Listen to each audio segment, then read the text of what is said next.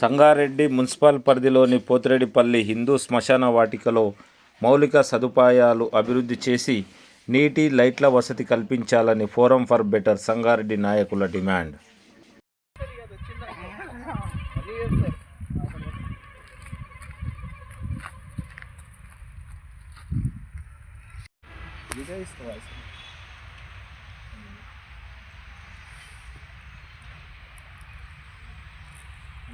పోతిరెడ్డిపల్లి సంగారెడ్డి జిల్లా కేంద్రంలోని మరి గత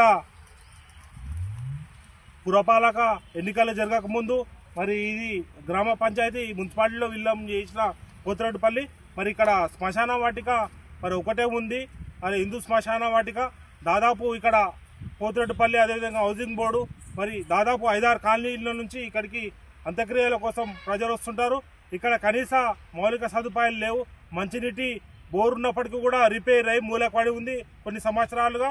అదేవిధంగా రాత్రి వేళలో అంత్యక్రియలు జరపాలన్నా కానీ ఇక్కడ లైట్ వసతి ఉన్నప్పటికీ కూడా కనెక్షన్ ఇవ్వకుండా అధికారులు ఇక్కడ సిబ్బంది నిర్లక్ష్యంగా వ్యవహరిస్తున్నారు.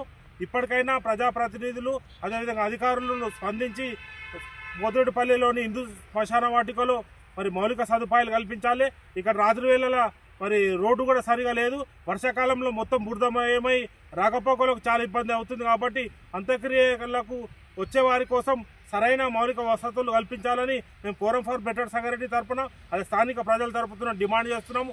ఎందుకంటే మరి పోతిరెడ్డిపల్లి ఈ ఇటీవల కాలంలో చాలా అభివృద్ధి చెందుతుంది. దాంతోపాటు మరి శ్మశాన వాటిక మాత్రం ఒక గ్రామంలో గ్రామ శ్మశాన వాటిక కన్నా అధ్వాన స్థితిలో ఉన్నది. ఇక్కడ చాలా ఇండ్లు ఉన్నాయి. మరి ఎంతో మంది ఇక్కడికి వస్తుంటారు. మరి వారి కోసం ఇక్కడ సరైన మౌలిక సదుపాయాలు ఏర్పాటు చేయవలసిన బాధ్యత ప్రభుత్వానికి ఉంది, అధికారులది ఉంది, ప్రజాప్రతినిధులది.